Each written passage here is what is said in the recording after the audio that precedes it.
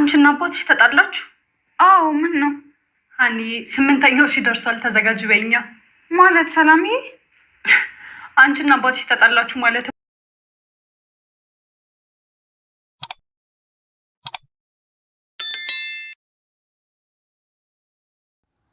ሰላምዬ በር ላይ ልትወጣ ስትል ሀኒ ወደ ቤት እየገባች ይገናኛሉ።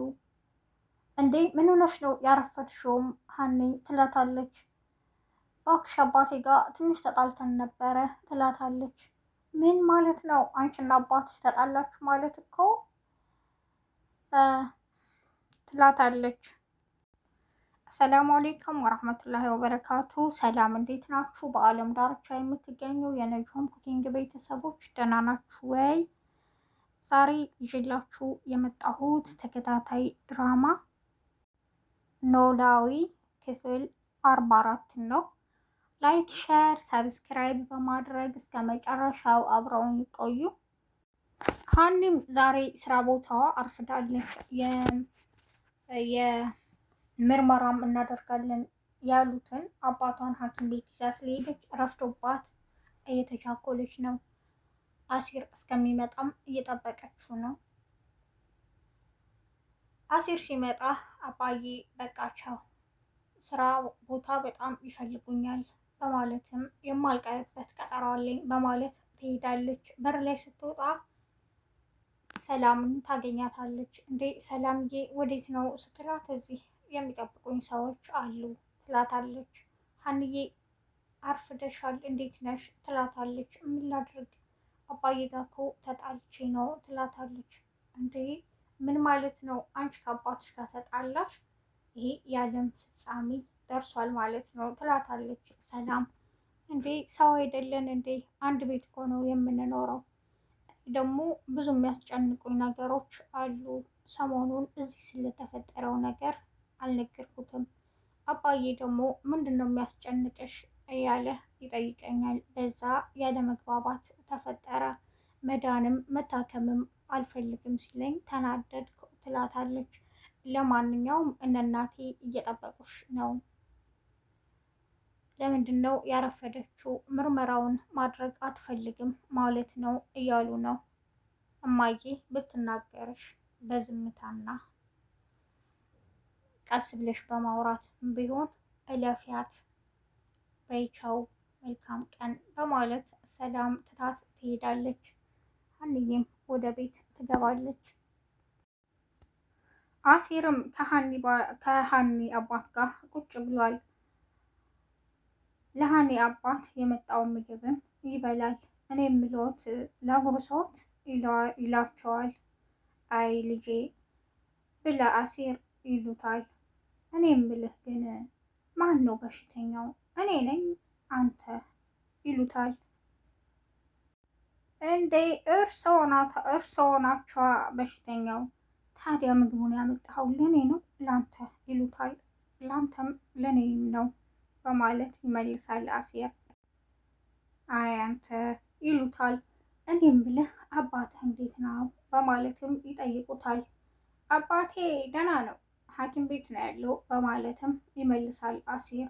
እንዴ ቅድም ቤት ነው ደህና ነው አላልክም እንዴ ይለዋል።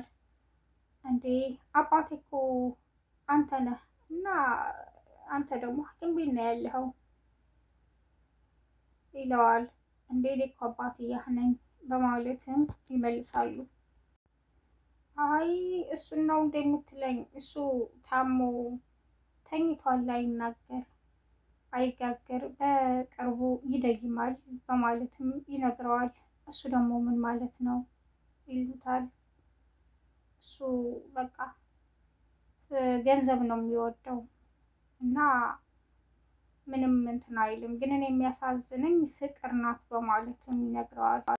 አባትየውም ሀኒን ይቅርታ ልጄ በማለት እግሯ ላይ ተደፍተው ይለምኗታል። ሀኒም በጣም ትደነግጣለች። አባዬ ምን ሆነህ ነው? በቃ ተነስ በማለት እጁን ይዛ ታነሳዋለች።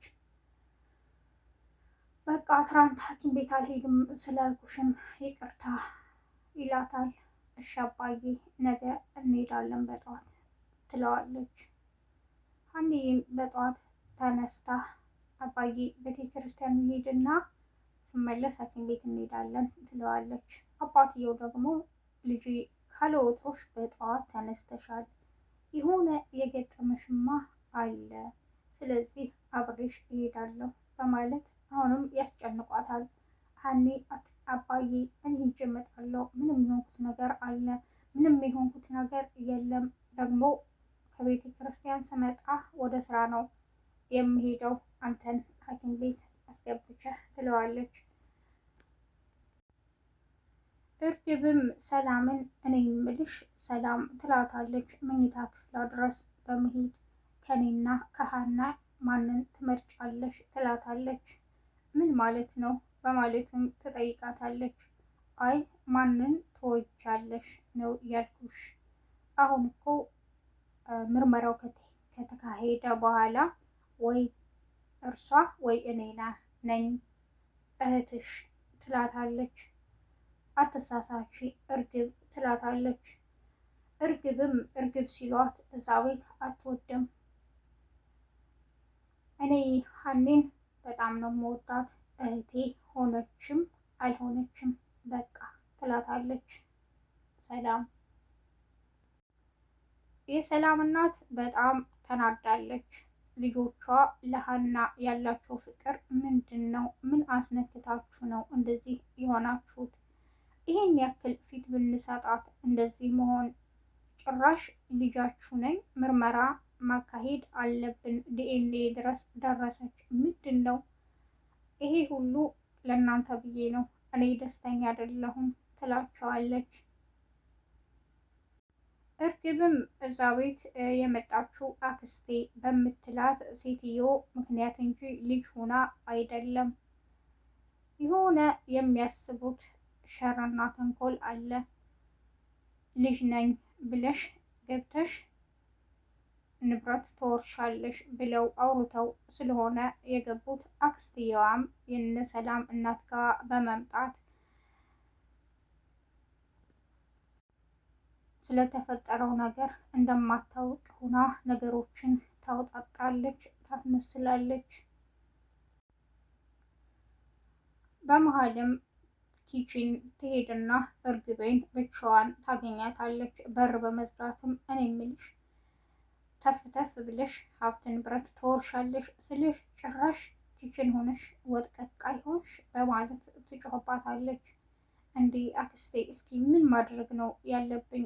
እንዴ ቢሆነ ነገር አሁን ምርመራው ከተካሄደ በኋላ እኔ ልጅ እንዳልሆንኩ ከታወቀ የሚፈጠረውን ግን ታውቂዋለሽ ትላታለች። እሱ አያሳስብሽ ትላታለች።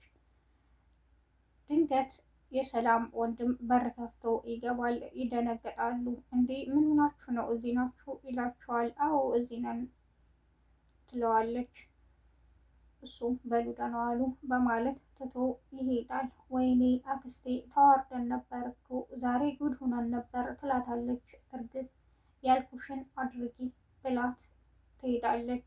እርግብም እኔ የምለው አክስቴ ምንድን ነው እንደዚህ እንድትተማመን ያደረጋት ትላለች።